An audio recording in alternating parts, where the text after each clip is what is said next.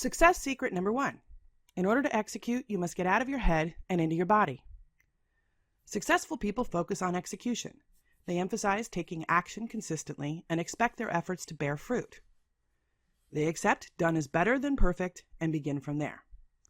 They know they can revise and perfect only what is finished.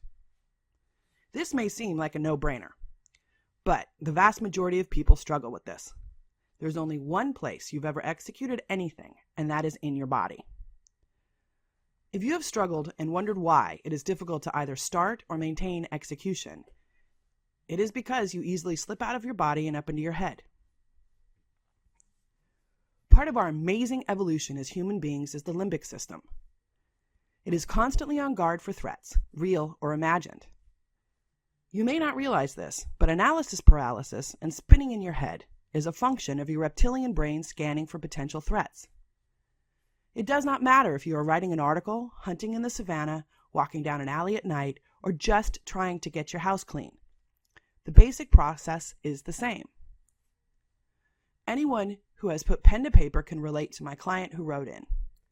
Just getting my butt into a chair is a struggle. Once I'm there and I start, it's okay.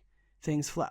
But somehow, I always find myself cleaning the garage, wiping the cabinets, or some other mindless chore I really don't care about. But in that moment, I'm completely convinced I have to do this. Then somehow, another week has gone by with nothing done. I hate it, because it's actually really important to me.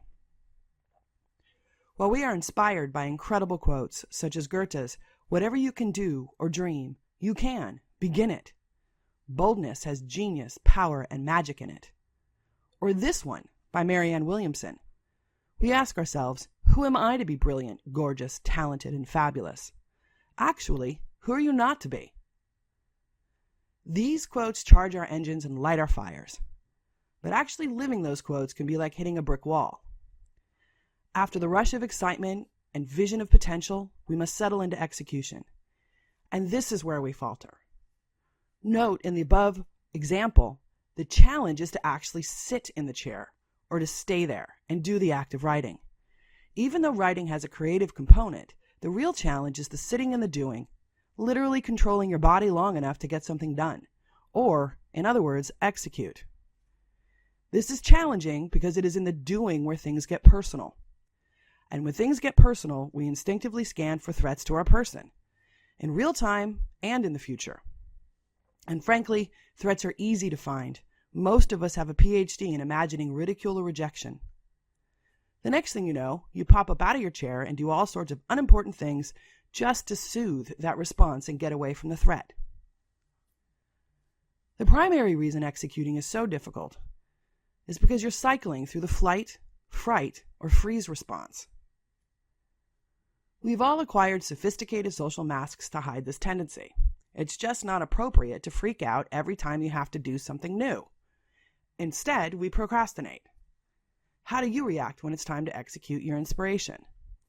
If you don't know, try to execute something you've been procrastinating about, and force yourself to stay with it until you feel your body reacting. Compare it to the list below. If you react with anxiety and confusion, you are in the flight response. If you react with frustration and irritation, you're in the fight response. If you completely zone out and totally forget about your goal and wake up 6 weeks later wondering what the hell happened, you are in the freeze response.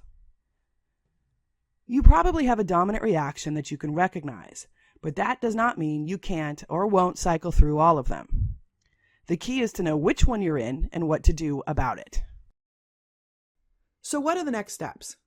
Attached to this lesson are EFT tapping scripts. Each one is identified as fight, flight, or freeze. Figure out which one you go into and listen to that audio and tap along. They're short, only about 5 minutes, so if you need to keep going through them, that's fine. Just listen to them again. You can also use the success tracker to go deeper into anything that you feel you might need a little bit more information about. And last but not least, join the Facebook group. You can share your gains with others, I'll drop in, and we're going to have a great time.